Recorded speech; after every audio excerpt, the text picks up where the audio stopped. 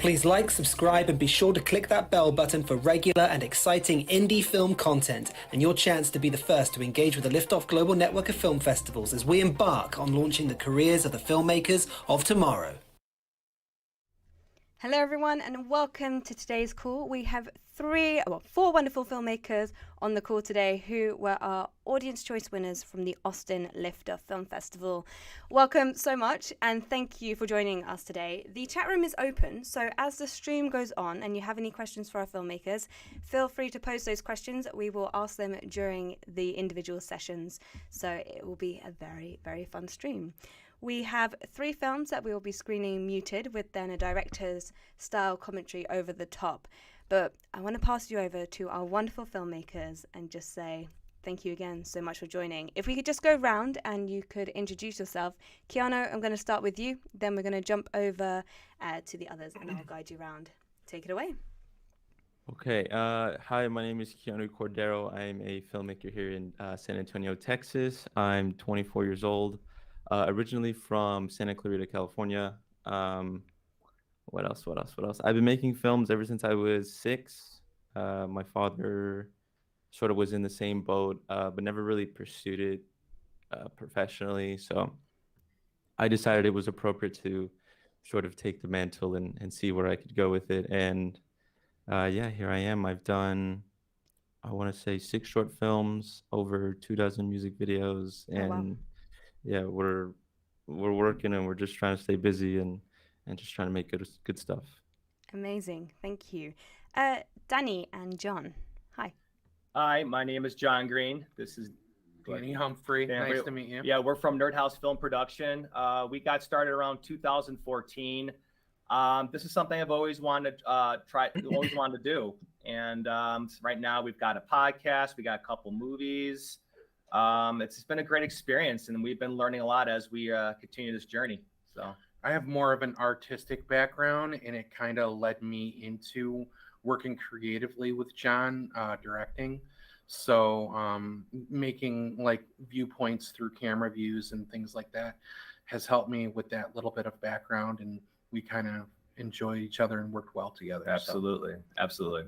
Amazing. Thank you. And finally, we have Mikhail. Hi, how are you? Hi, I'm doing well. How's everyone? Yeah, I kind of same as everyone else, wanted to be a filmmaker when I was a wee little boy. And then, yeah, COVID hit. What did I do? I quit my job right before COVID became official. Oh my God. To shoot a short film with like a $40,000 budget. And then like the week we started shooting, half my crew got COVID. I called it a day, got on my unemployment. And then by later that year in 2020, friends with a comedian, my producer's a stand-up comedian, Lee Johnson. And we heard that shows were starting to pop off outside illegally. And so I was like, all right, well, I had been sitting around for a year just collecting paychecks and watching movies. I'm just going to go for it. And yeah, we banded together and we shot back at it. And now here I am. Amazing. Thank you. Thank you so much for introducing your project as well. And I look forward to delving in.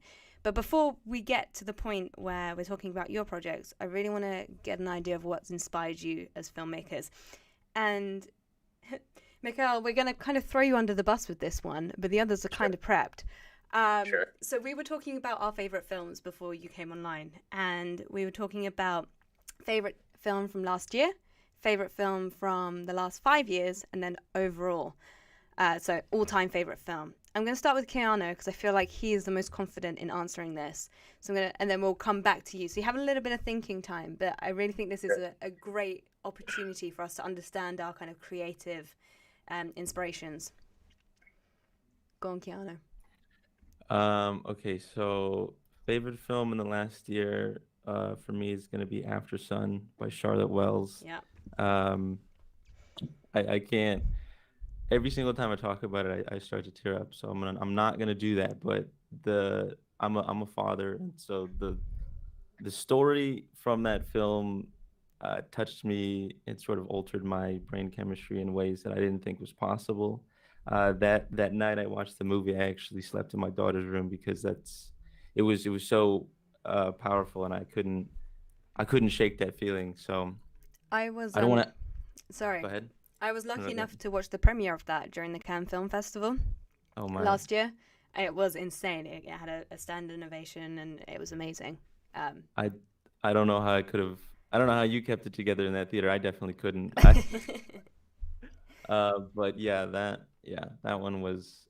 I won't say too much about it, just because I went in blind, not really knowing much about it, other than it was just another A24 movie. So that alone was enough for me to watch it. But I came out. I'd like to think a better person. Um, and then the last 5 years, this one is a little shy of five, but I feel like it still counts. It'll be Denis Villeneuve's Sicario. Hmm.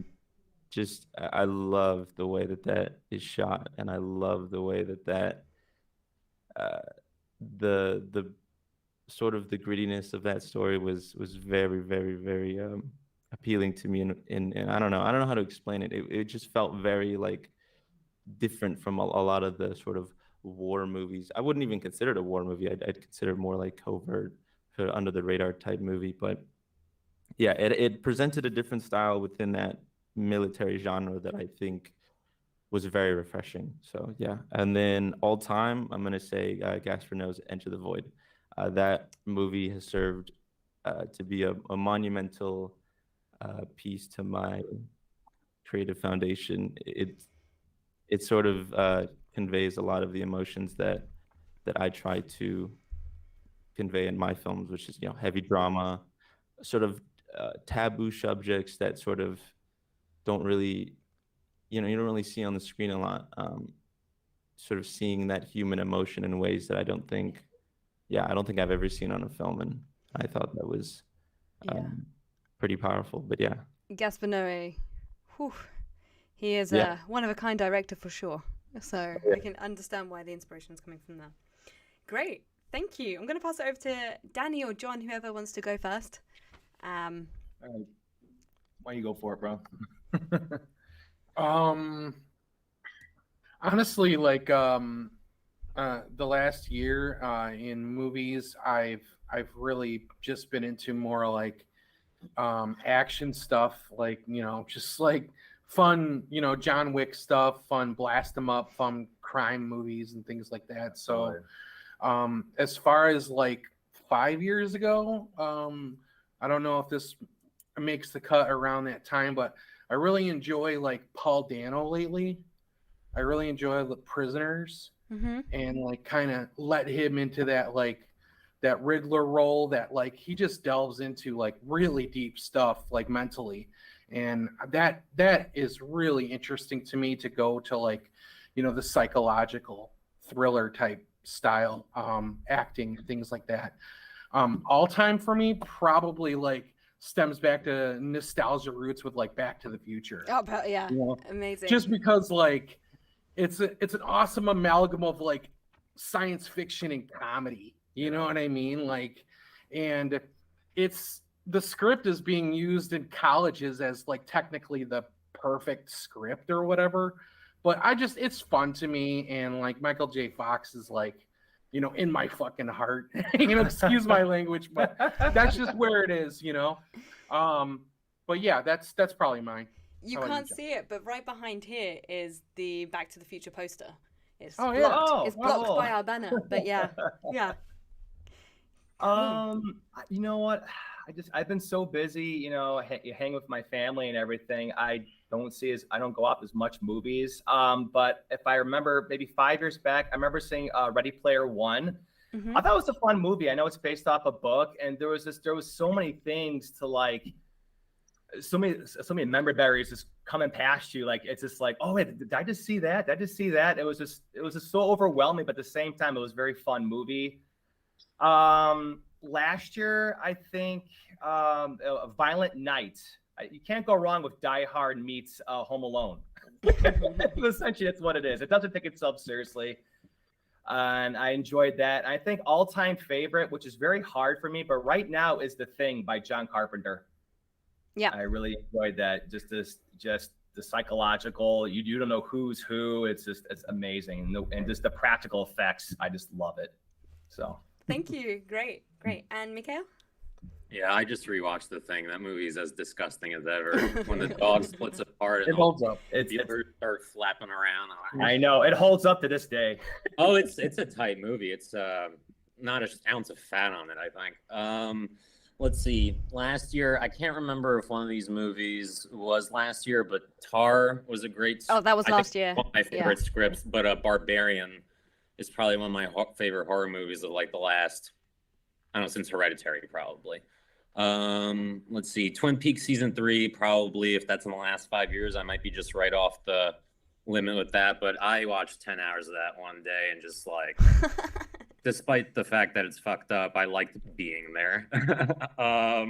As far as favorite movie overall, it's usually fiction. Since I made a documentary, I'll do fiction and documentary. Fiction, it's usually The Master and Before Sunset. I'll flip back and forth between like the cynical part of me and the optimistic part of me, I guess, and depending on the day. And then documentaries, probably Abbas Kiarostami's Close Up, just because that movie was probably the first movie I'd ever watched where it's like, oh, documentary's not, I'm going to teach you about history necessarily. It's like, I'm going to show you where the line between reality begins and ends, if it ever even begins and ends. Like, I don't know, that was the first movie I watched. Like, what's the difference between fiction and documentary? It's just a bunch of people in front of a camera who are aware that they're in front of a camera, you know, like, you know. And so, yeah. Cool. I think if I were to quickly reel off mine, which I have no idea what are, but these are the 3 that are coming to my mind. I think last year was Everything Everywhere at Once. Probably said that wrong, but yeah, that film. Last 5 years, I want to say Whiplash, but I'm pretty sure that's out of the 5-year gap. Well, wow. So Whiplash. And then all time is a film called A Fish Called Wonder, which is written by John Cleese. Yeah, a brilliant film. Absolutely My brilliant. producer just watched that, and she's now in love with Kevin Kline. I love Kevin Kline, even the bad movies, just because she's so in love with his physicality. Yeah. After that movie. Yeah. Wow. It was, yeah.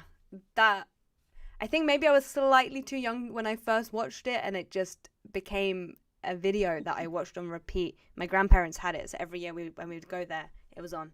So it's a nostalgia for that one as well, but it is a great film. Cool. So we're going to start with Keanu, and I'm going to load your film up now. But why don't you take us back to the moment as why you wanted to write? You wrote this as well, didn't you? Yes. Yeah. So why you wanted to write this and also get it off the ground. Take it away. Okay, so I did a film called Ghosts, which it was this might show my age a little bit just because of how young I am, but I'm a big fan of Call of Duty. And I wanted to make a film that sort of brought those characters into a world that sort of didn't feel Michael Bay-ish. And I mean, I'm a big fan of action as well, but I'm more of a fan of like the John Wick action, the action that, you know, that has the camera stay on the tripod, where you can see the physicality of what's going on. And so I wanted to do something like that, and then maybe mix it with something like a Sicario, because it's sort of something I bounce back to. And so I did that, and then I felt a little unsatisfied because I was like, well, this was fun, but now I want to make like now I want to try my hand at something heavy, something that sort of dealt with. And I already had some ideas on where I could go with this. I was already toying with the idea of exploring men's mental health. But then one summer, I you know, as every teenager does, I took a period where I did a lot of psychedelics, and so I sort of weave that into this narrative. And so for 2 years, because I made Ghost in 2018, and at the end of 2018 came out in 2019. And so for 2 years, I wrote this film called Smile Not Cry Later, but it had different. It originally started off with the female being, or with the character being a female. And then I quickly realized, well, I don't know shit about being a female, so I scrapped that really, really fast. And I made it about, I then changed sort of the story to revolve around 2 brothers instead, but I didn't want to make it too personal, because I was very self-aware about the fact that, okay, well, if I don't do this correctly and it is too personal, people are going to rip this apart because it's a movie. Art is sort of subjective. Anybody can have an opinion on this. And I wasn't necessarily prepared for what people's opinions might be if it was too personal. So I sort of started to strip away some of the things that I didn't want to talk about just yet. But I left some nuggets in there that I felt like, okay, yeah, this is something that I feel like people can resonate with, something that I feel that should be talked about more, especially, when it comes to family dynamic and how we can sort of, treat each other, and how do we improve that? How do we sort of, my goal was to sort of, I guess, shed light on sort of the more Hispanic way of living, which is like tough love. And, growing up, I just never really was like a big fan of that. I didn't really sort of like see it as like an effective way of like raising someone, or sort of just like sort of coexisting, like, for example, like with a brother. I didn't think that was sort of healthy, and I wanted to talk about that, and sort of shed light on some of the sort of excuses that, specifically in my experience, as in a Hispanic family, which is like, oh, get over it, tough love, you know what I mean? Stop being a wimp, stop being, stuff like that. So I wanted to touch base on that, and then I incorporated some of my experience with psychedelics and some close friends' experience. So I instead sort of took it away from myself, and I sort of incorporated different things that happened to not only myself but the people around me, to sort of try and make a coherent story about sort of a man that finds out how to deal with sort of a traumatic event that has happened to him, and how he can sort of be a little bit easier on himself. So one of the things that stands out for me when watching this is the performances from the actors. How did you find your actors, and what was the rehearsal period like? It's a great question. So I knew one of the actors, the main character. His name's David Carbajal.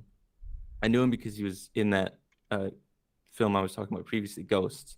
He played a cartel leader, and originally he was supposed to play the brother in the film. I had initially had him read for that, but very early on I realized, like, he's sort of giving off his energy was more tailored towards the main character. So, and then the guy I had reading for the main character at the time was giving off like, okay, I think we could just switch these. Right, yeah. But they're all local actors, and both of the actors that were in the film, that plays Joey, the main character, and Theo, the brother, they were both in Ghosts. So I sort of already had that connection with them from that film. But on this one specifically, I knew that there was a very strict philosophy I had for myself, which was, okay, if I'm going to do something like this that sort of deals with heavier material, then I stressed them. I was like, please, we're going to rehearse, and we're going to rehearse for hours, because I do not want to roll. And if I see like a lick of a smile, if I see, I want focus. I don't want this to look and feel like, an amateur film. I wanted to try my hardest to make it feel like you were watching actors at a cinema. And so we rehearsed for 6 weeks for 2 to 4 hours a day. And even with that rehearsal, there were scenes we had to reshoot, because I edited the whole thing myself. So I was sitting here and I was like, this is not, but instead of like sort of, grilling them or being like, this is terrible, I would bring them here and have them watch, and I would point out stuff that the one thing I was looking for was like the wandering eyes and the smiling. A lot of actors do that, where they're not focused and they're sort of like looking around, or when they deliver a line, they look off to the side. And I said, let's do away with that. I want you to like look at each other, especially with the more intimate scenes. This was more specifically between the male lead and the female lead that have a sort of you're sort of witnessing the genesis of their relationship. So I wanted it to be really intimate, and I wanted that eye focus. And if I felt that their line delivery wasn't strong, I would straight up say, like, I don't believe you. And just make sure that they were aware that I'm trying to sort of create something that felt human. So yeah, just a lot of rehearsals and just a lot of sort of watching back and forth the dailies and stuff like that. So with all of that in mind, from start to finish, did you say it was 2 years that you've been working on this? So it was 2 years to write it. It was 8 months. I want to say 8 to 9 months to shoot it. Okay. Yeah. So about 3 years altogether. Great. And how has it been doing on the festival circuit? I wish I could say better, which is so funny because it's, you put so much work into this stuff, and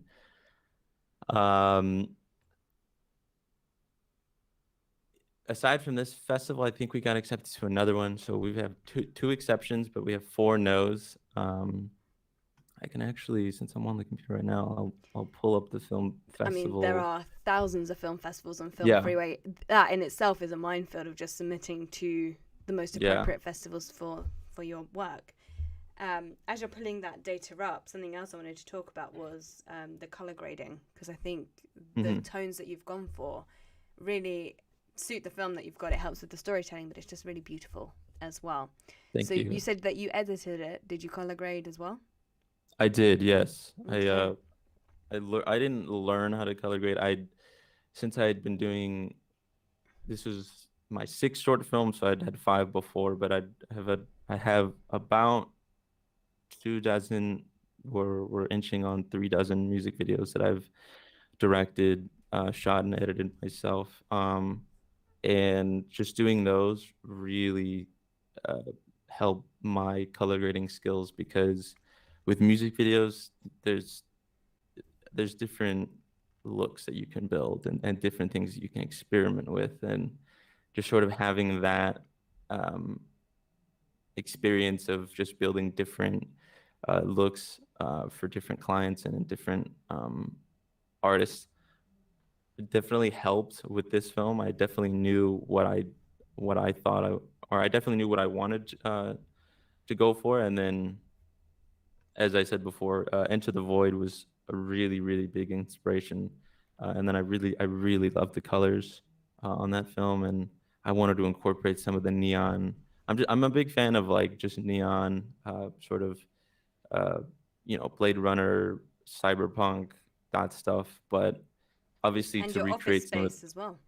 yeah, exactly. Yeah. So, as if you couldn't tell, and then my wallpaper, I don't know, it's sort of like just it's eye candy to me, and I love looking at stuff like that. So I wanted to incorporate that into the movie. So something that we like to talk about here is hurdles that you've overcome or problems that occurred on the shoot which you weren't planning for. So do you have 1 or 2 stories that you can tell of unexpected hurdles that you had to jump? Oh yeah.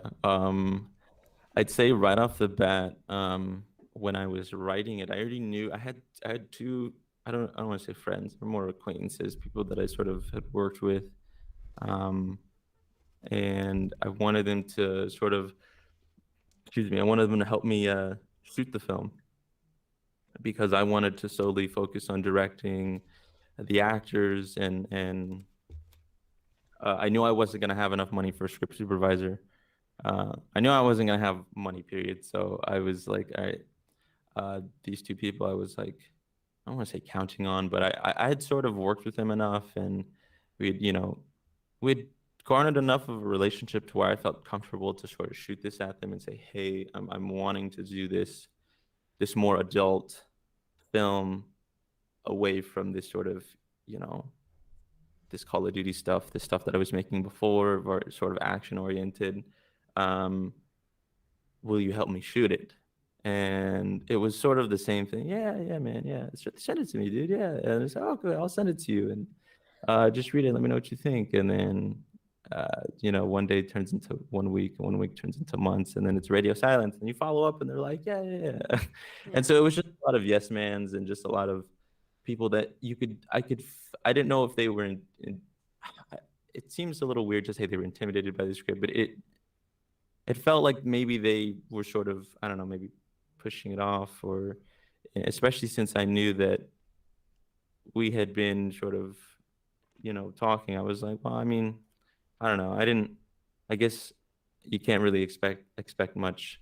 That's sort of my fault for being a little naive, but yeah. So, and I was sort of getting nervous. I didn't want to shoot it because I didn't really feel comfortable shooting it.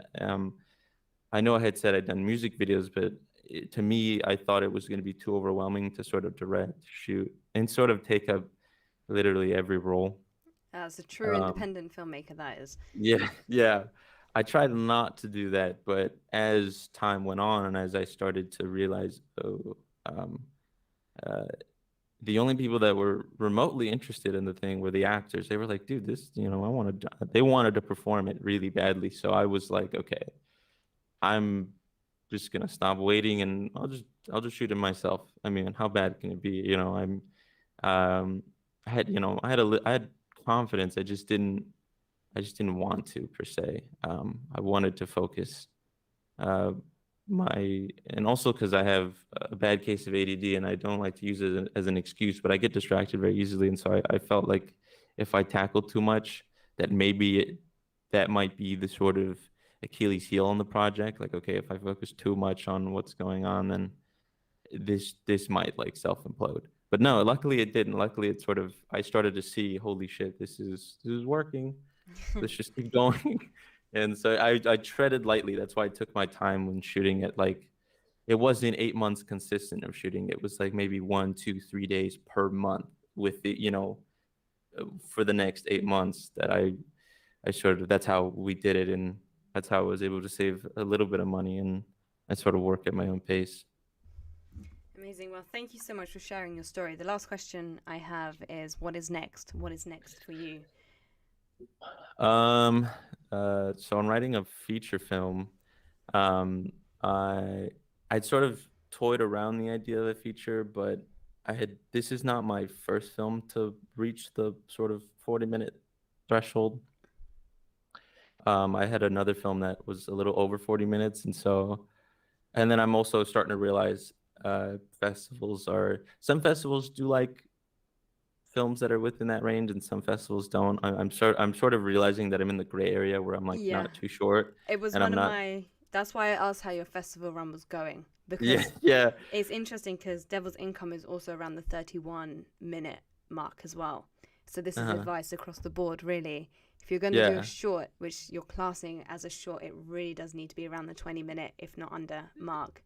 And it's so difficult when you have this great story you want to tell and you want to give everything. It's really hard. But if you're looking to do the festival run and you want to succeed in getting into loads of festivals and collecting those laurels and whatever else, the 20-minute mark, if not under, I would say ours is around 16 to 20 is the golden kind of time for cinema screenings, physical events. It means that you can create a larger program if you have 2 hours. So, yeah, it's just something to bear in mind, but it's a tactical move. Worth noting that Martin McDonagh, I think, got an Oscar for Best Short Film, which was like 30 like a minute, right? Longer, right? Something or like 40. A 6-shooter. It was or 27 minutes, but definitely way over 20. So there are exceptions. I mean, there's an exception to prove the rule. Of course. I mean, I think you're mostly right about 15, 20 minutes and programming and maths being involved. So yeah, it's like when we looked it up, like we were, wondering like where's the cutoff, and we kind of saw 30 minutes or under. So yeah, that's what we saw. We figured that's a good range. Yeah. So I think that's to get a more like to cast the field or cast the net further.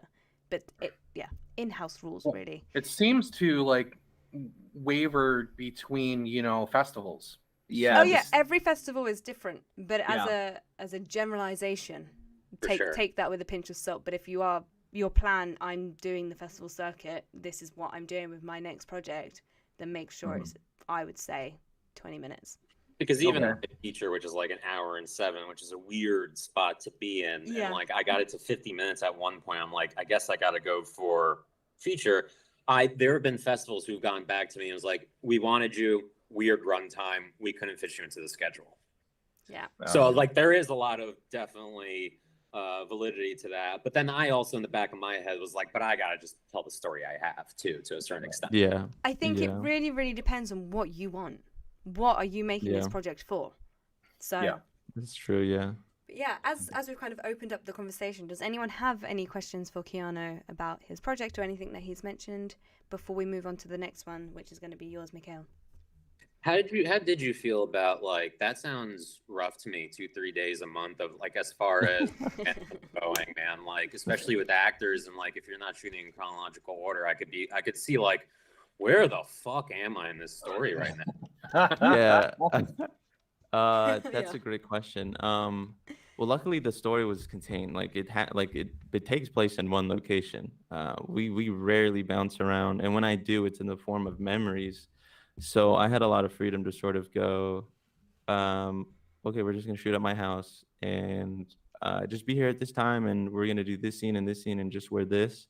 And the film itself, the bulk of the movie that happens in present day only revolves around 2 actors.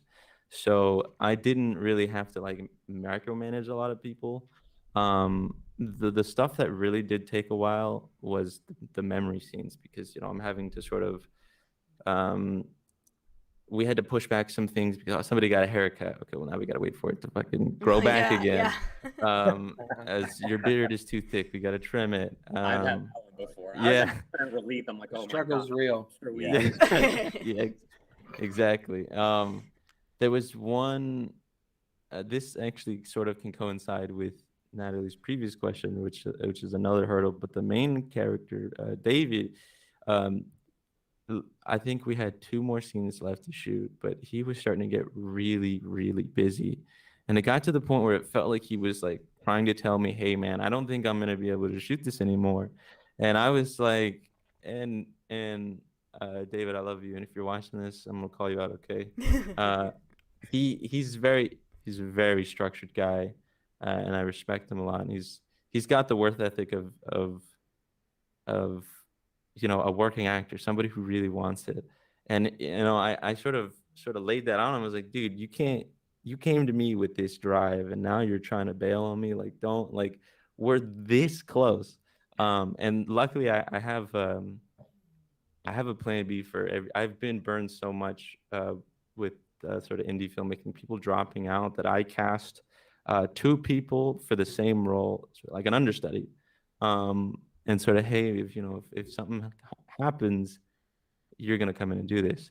And I was totally, and I'm not tied to a studio, so I didn't give a shit if obviously I had to reshoot the whole movie. I was gonna do it if that meant that I was gonna get the movie I wanted. And so I was like, look, either we're gonna finish this or I'm just gonna. I actually didn't say I was gonna reshoot it, but all it took was, hey, we only got 2 more scenes left. Don't talk the good talk, and then now you're bringing this to me. It's like let's tough it out, and it was literally it was something that could have been that we did get shot in a day, like 8 hours, and that was that. And then the film was done, and so I was like, look, now I can stop bugging you. You can block me now. But no, we still talk. We're really good friends. But yeah. And then now I'm sort of trying to do. I've sort of realized what you guys are all saying. Hey, let's do something that's a little shorter. So now my next 2 short films, separate from the feature I'd spoken about, are micro shorts in the 5 to 10 minute range. So that way I can try to see if I can experiment with the same thing that I did with this film, but which is sort of like heavy subject matter stuff that feels human, but can I sort of condense that into sort of 5 to 10 minutes? And then maybe if those do well, I can be like, hey, look, I did this 40-minute movie. Maybe you're interested. I don't know. And then sort of weave that into the feature I'll be working on next year. Amazing. So. Sounds great. Thank you.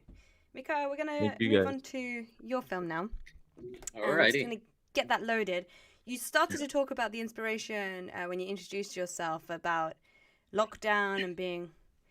Take it away. Go from the top. Sure. Always been a big fan of comedy, stand-up specifically. When I was a kid, I'm an immigrant.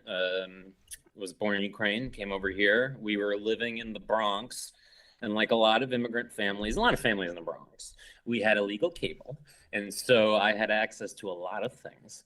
And Comedy Central, I don't know if everyone's familiar with the channel, every Friday would have, back in the day, a chock-a-block of just half-hour stand-ups, back to back to back for like 4 hours.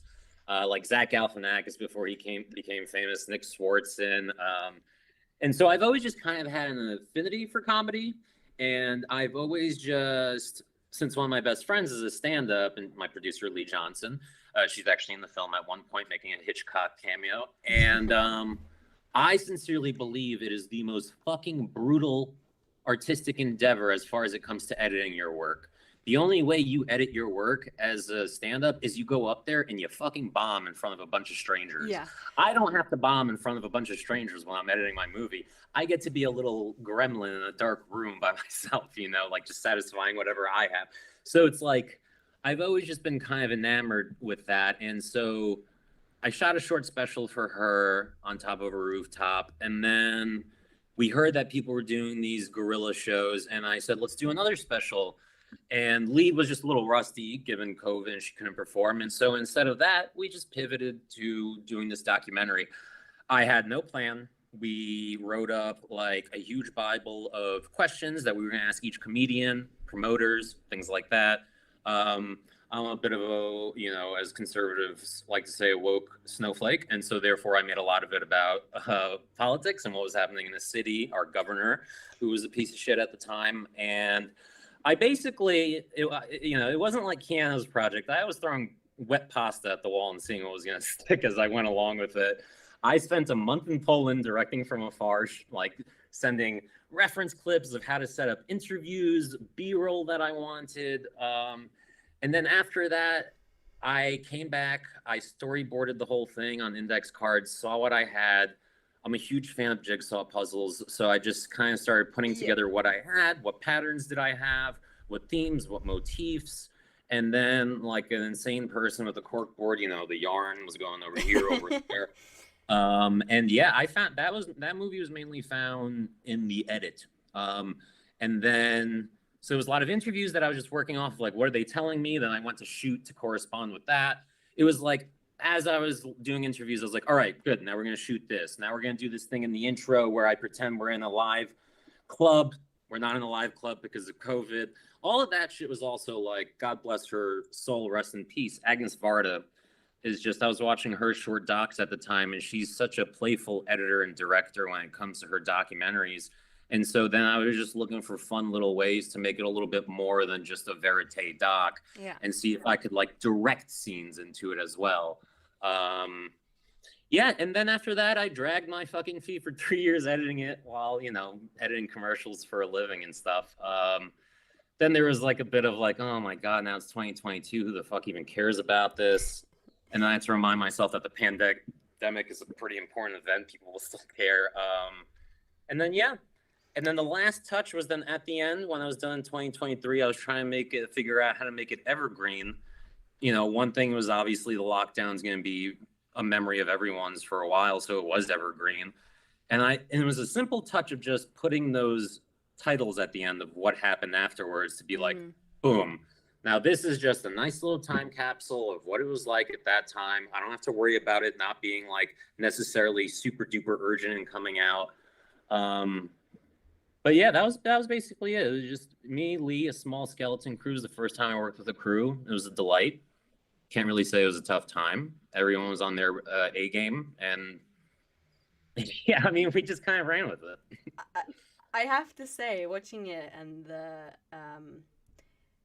it feels very high production value. And when I've just heard the story of how it came together, I'm like, how did you manage to do that? $5,000, man. Yeah. We shot on Canon 5D. I just read everything I could about its limitations. I got as savvy as I could with the technical aspect of it. I'm going to use a SAT word. I was an autodidact, so I teach myself a bunch. I didn't go to film school. I didn't necessarily have a family that was super supportive. Like, I had to push myself through it, but Thank God it's for just YouTube. like, you know, like my big thing is sandbox. Know what your sandbox is, find your perimeter, and work within it. I had $5,000. I had a connection through my producer with a bunch of comedians. I'm like, well, this is a fucking movie then. But it's funny you say that because everyone who's watched it, because it's my first feature, everyone's like, oh my God, it looks so professional. I'm like, what, you thought I was going to send you my fucking home movie or something? Like, but I think thank you. I think the other technical side of it that makes it very professional from my perspective is you've nailed the sound quality. And when I heard the way that you shot it, I was like, you could have had wind going through the speakers, or... I mean, there are a couple interviews that were definitely that. Like the guy who kind of bombs his show later, the most famous guy that we had of the bunch, Sam Morrell. We shot that with a Zoom. I wasn't there, and it was just my producer and a buddy who we couldn't afford audio at that time. But boy, did we clean the fuck out of it afterwards. Mixing, I would say mixing took me the longest. Okay. So I had a sound design. I sound designed it. Then I had a mixer on it. Unfortunately, it was going a little too slow for my liking. I felt like there were too many rounds of notes, and so I was just like, "Fuck it, I'll do it myself." Mixing was rough. That probably took me the longest. That was the most tedious part, and it was the part that like I really had trouble getting myself to sit down and be like, yeah.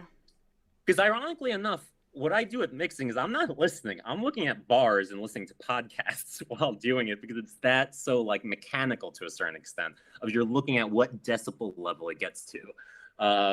But that being said, the person who recorded the audio, Amelia Palmer, was just wunderkind. She was a fucking star. So I couldn't have done it without her. She was aces. Yeah, it's one of the most important aspects of filmmaking. So absolutely. Very glad the to first hear. thing I learned was I was working at 30 for 30 doc. It was my first job. I was doing translating for a Russian hockey team back in the Soviet era. And the director constantly kept saying, your image could be kind of cruddy. Your audio can never be cruddy. Yeah. Your audio has to be clean because you could shoot in a shitty camera. If you frame it right and you're still telling your story right within the shot, it doesn't really matter. You could watch Collateral today, you know, the Michael Mann movie. It was shot on digital video. But he tells the story perfectly. So those shots are still beautiful. And the audio is pristine. Yeah. So if you get clean audio, yeah. Exactly. It's one of the first things when we've got all of our jury in. It's like the note to everyone. Sound quality has to be perfect. Because from our perspective, there's no way we can go into a cinema space and blast through this beautiful film. But the sound is deafening or corrupt or whatever. So yeah. Yeah. And also my score really helped me out with hiding a couple of patches of shit here and there. Good. So it sounds like, apart from doing it during a pandemic, it sounds like you didn't have many hurdles to overcome from what you've just explained. I'm sure you have. So if you can point a few out, that'd be great. I think it's more of just maintaining attitudes across the board with the crew. I was blessed with a really gung-ho crew. I really... You know, I think Alexander Payne once said like 99% of directing is finding the right people, and then you just kind of sit back and just like make sure you monitor, right? And I just was incredibly lucky. I mean, there was some like drama here and there as this happens. I mean, it gets really hot and muggy in New York City. Yeah, it does. Cameras are fucking heavy, so like, but otherwise. I would say post-production is where most of the issues were. I just knew that that's where I was going to have to save the whole fucking thing. We were done shooting. I didn't have a script. I didn't have an outline. I didn't have a plot. I panicked a lot.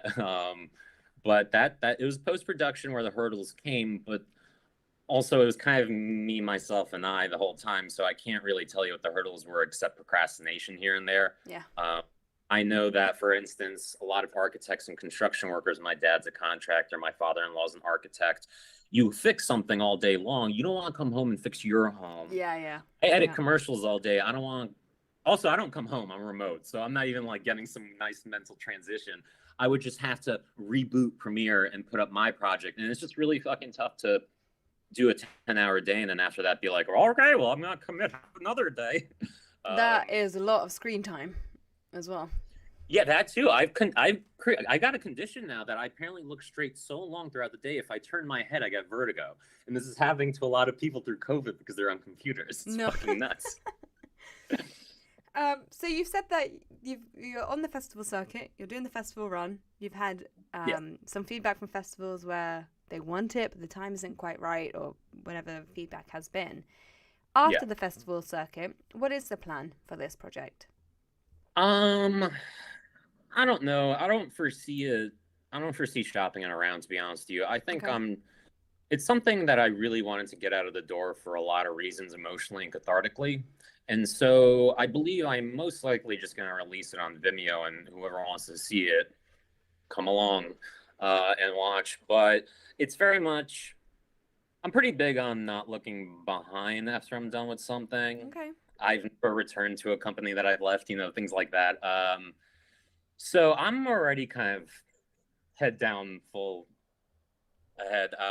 I'm collecting laurels, putting them on the poster, and just kind of using that as a reason for people to watch it for free on Vimeo down the line. Sure. I mean, that seems like the most stress-free way of moving from a project. So yeah. Also, I mean, we didn't lose so much money. I mean, overall, it was like $15,000 to $20,000 split between 3 people. And at this point, it's just kind of like sanity versus getting money back. I'm going to go with sanity, and I'm broke right now. I gotta tell you, I'm in debt and broke and in between jobs and like filling out for grants. But I don't know.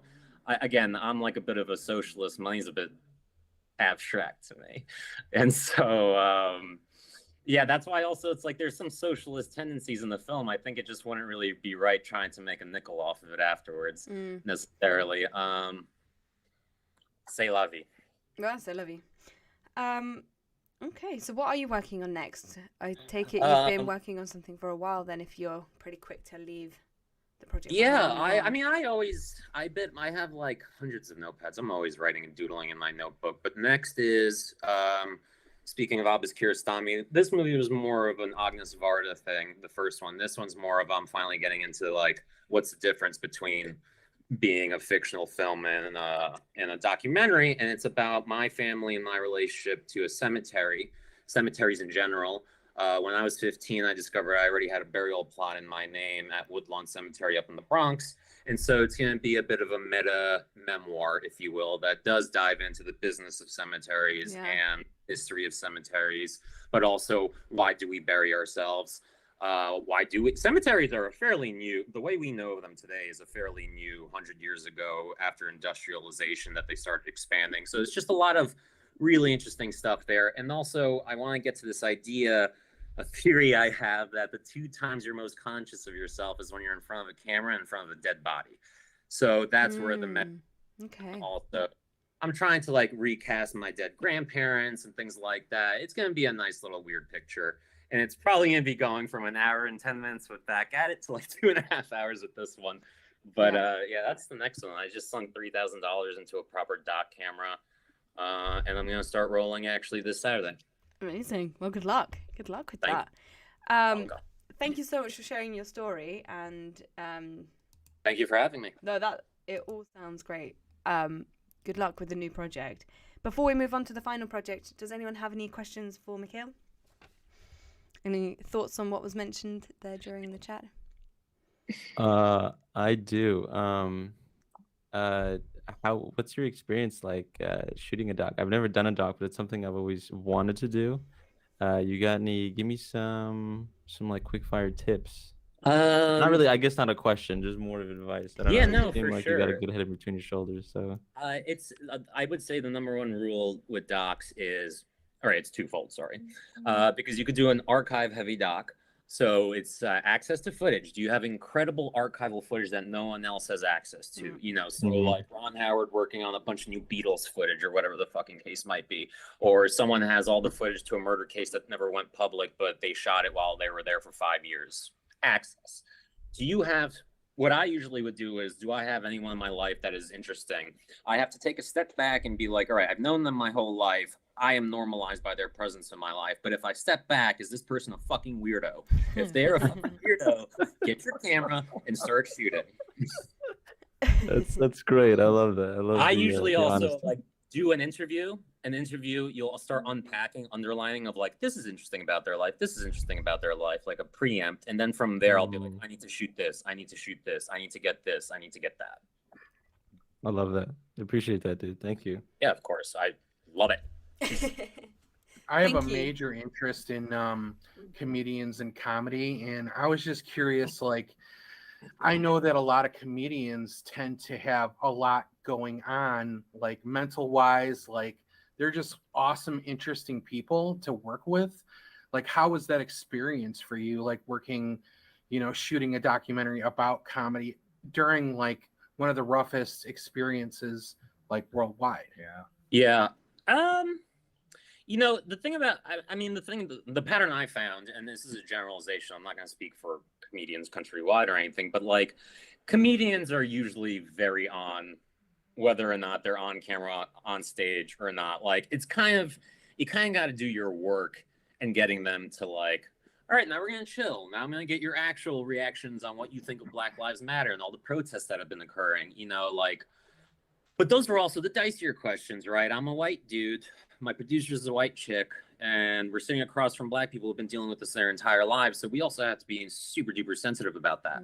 But I find that, you know, when the question is more serious, they would get more serious about it and they would do the due diligence. But I also timed certain questions correctly, you know, like correctly. Excuse me. That's super subjective. But like, I made sure the dicier questions were in the back. I wanted to warm people up with, what's your name? Where'd you grow up? Who are your parents? What did they do? You know, shit that I'm probably not going to use for the doc. And then like, tell me about your set. You know, where have you been performing? And then an hour in, they're like, now you can ask these questions. You know, now you could go. Now they start to drop their performance. It's been more than a half hour. That's usually their set. Yeah. And then it's all about like, but I would say that with any interview is just like, I think Errol Morris once said that the best tactic you could do to get people to just start spilling is, and it's really hard as a social creature, is if no one's talking, you got to stay silent as long as possible, because people get so nervous that they'll start saying whatever just to fill that void. And I know this just also from being socially awkward around people sometimes, but like I did find that if you just sit there like an asshole for a bit, they will just start divulging. Yes, absolutely. Yeah. It's like, you know, you're a priest. And it's For sure. That's a great sales tactic as well over the phone. What it used to be. But yeah. Cool. Okay, so we're gonna move on to the final film. So John and Danny, take it away. Start with your roles, and again a little bit about why you wanted to make this film. Before I answer that question, can I like bring up something? We made a newspaper. Our local news, yeah. That's badass. Thankfully to this awesome journalist, Amanda Marazzo, she's kind of supported us locally. So we really appreciated her, and it's kind of brought a lot of attention to the film locally. Yeah, so I'm thinking we're gonna have a lot of people watch us right now. So Awesome. How I got started. I was really bored at work, staring at my screen. This was back in 2013, 2014. And I'm like, I just, you know, sometimes you're bored, your mind just starts wandering. And then I was like, you know what? I've always wanted to do a movie. How hard could it be? So honestly, that's how I am. I get these ideas in my head and I just go for it. So I just got, you know, I'm looking up like YouTube, like how to start film.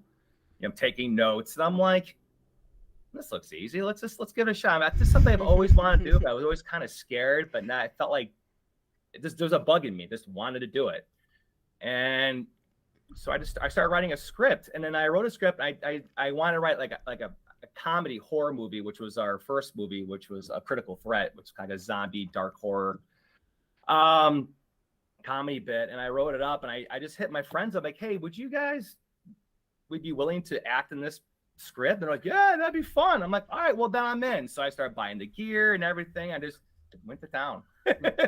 Most of us are longtime friends of John, and we stem from like a role-playing Dungeons and Dragons background. Oh yeah.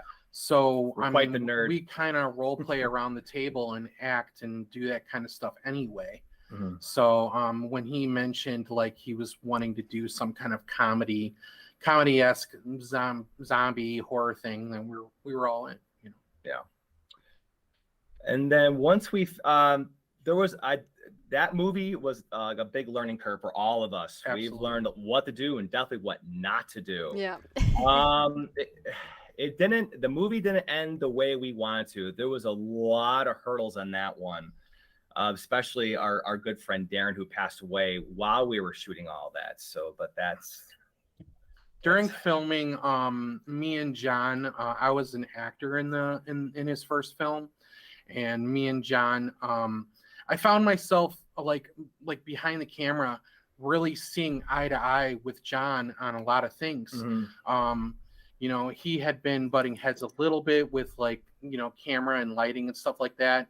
And I'm like, no, look, John just wants to do this. And John's like, yeah, that's what I want to do.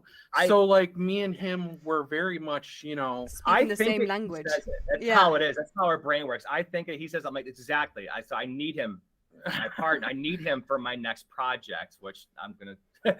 So after we learned what you did, after you finished Critical Threat, we said, what's our next movie going to be?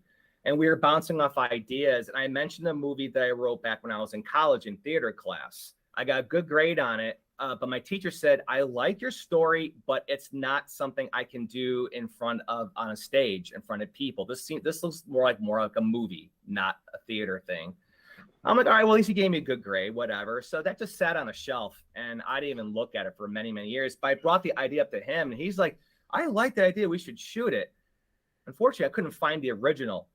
So I figured, all right, let's just rewrite by memory what it was. How it all from A to Z, and that's what it is. And then as we were rewriting it, he had ideas for what actors that'd be perfect for the story. And I had some locations that we can shoot at that the people have no problem for us shooting, and everything just started coming together, and it was like a perfect harmony. Very seriously. First and foremost, we should say, like, hearing the stories from Keanu and Mikhail, like it sounded like literally a mix between Keanu's story and Mikhail's story, where we did like a little bit of extensive planning over the course of 8 months to a year, filming like a couple of days each month, like Keanu. But when it actually came like time to film, and like we were dealing with actors and things like that, it was sort of like John had like this the script that we were writing, and then we were letting our actors like stick to those lines, but also using their own background, whether it come from like Dungeons and Dragons, or in our case, like one of our main actors who played Bonnie on screen, Casey Sleeman, he came from like an improvisational background at a local Rao Art Center to us. So he was very, very quick on his feet improvisationally, mixed with lines of dialogue at the same time. So it was enjoyable as a director, just like seeing him go and seeing him do different takes and things like that. Yeah, and because we were very low budget, we kind of had to do things backwards. All right, so who was our actors? And then we kind of had to tailor the script, to what, just to tailor the script to what our actors are. And like, if we got a certain location, then we had to like pretty much tailor down. All right, so if we're going to shoot this scene, we had to like go there, take some photo shots, whatever problem areas and everything else. So then once we knew exactly our locations were, once we knew who our actors are, we were able to flush out the script. So I think we went through like maybe 6 or 7 rewrites of the script just to flesh it out, just to iron out all the details. And once we had it down, we were ready to go. Yeah, and when John says like low budget, we mean low budget, probably like 12 grand? bucks. Yeah, for the most part. And we were kind of priding ourselves on like, look, how cheap can we actually do this movie? I will find a way. If I have to build it, I will do it. I mean, he was making rain bars, and we were like, we had such like awesome local support too, lots of friends and families giving time, and like, these are all adults, like with everyday adult lives. Yeah. So like when we have to pull everyone together, once a month for like an 8-hour like filming, time constraint, it's kind of hard to pull everyone together. It really is. Yeah. Everyone's got family, everyone's got jobs. So I think like the biggest hurdle I'm kind of jumping questions here. Oh yeah, The you're biggest doing hurdle it. It's great. You're like Yeah, you're but going through all the questions I've asked. see is like, sorry, the biggest hurdle is obviously just like what's everyone's schedules like, and trying to get that one sweet spot. All right, we got this one Saturday. Let's put a pin on it and let's do it. And I think that was our biggest thing. Just trying. It was everyone's busy. Everyone's got their own lives. This is.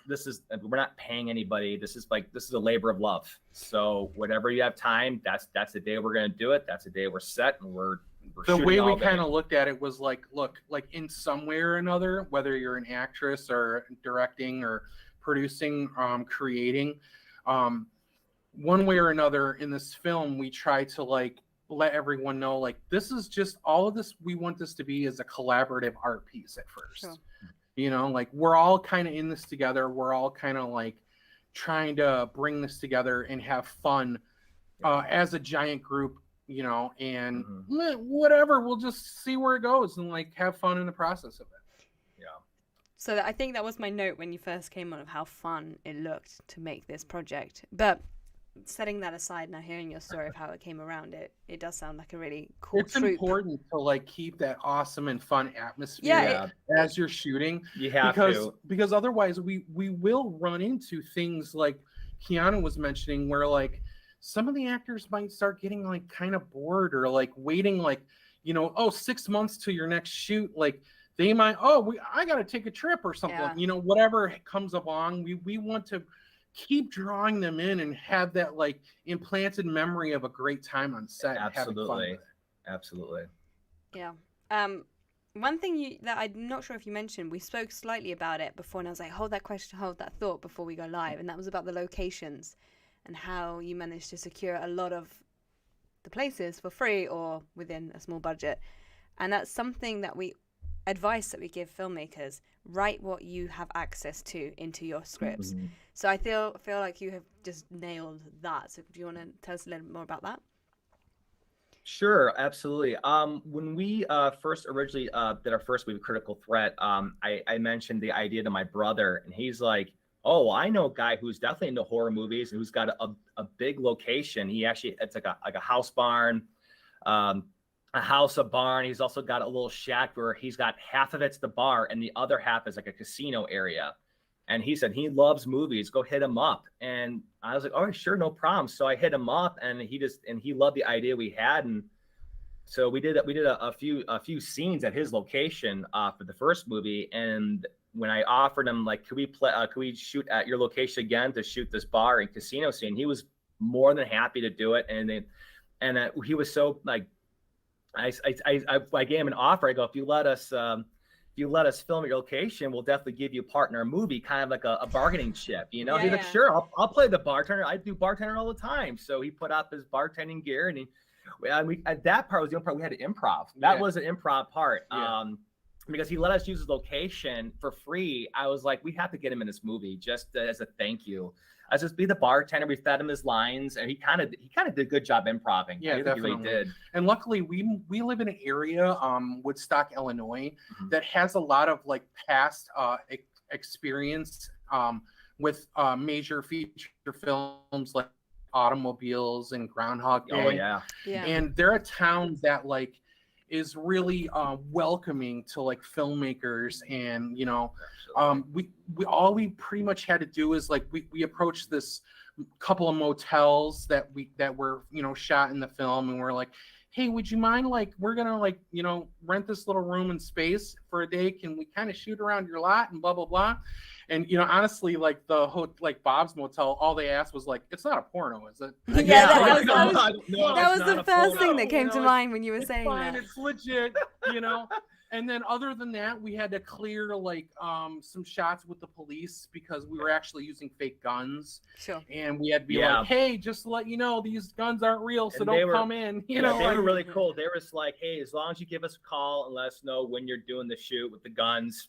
And just kind of put a little sign out, which I had to tape a sign in front of our my car in front of the roadway, and saying it's like filming. Please do not disturb, you know. But like Woodstock, Illinois, Crystal Lake, Illinois, McHenry, Illinois, like these are all within the same county. Yeah.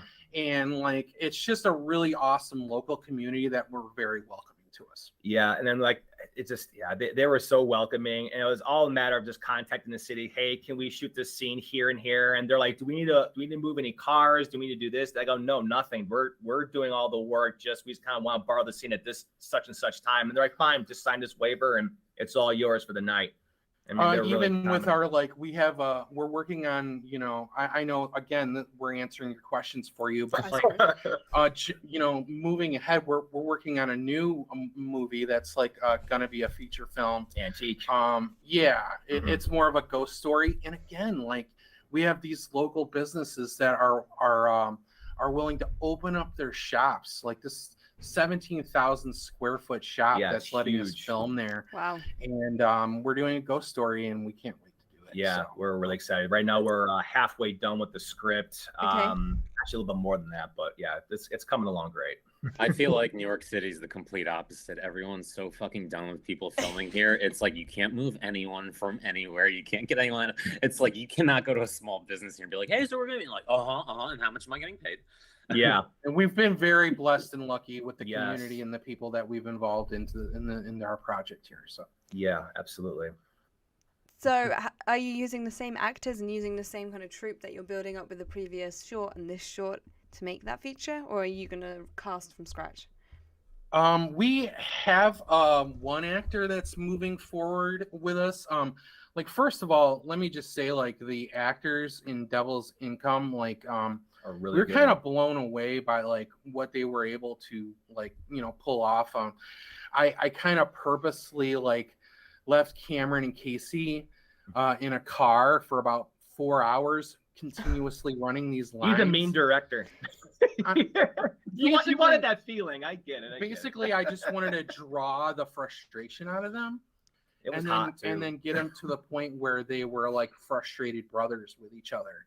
And once they said, like, you know, I think I'm done here, I'm like, let's go one more time.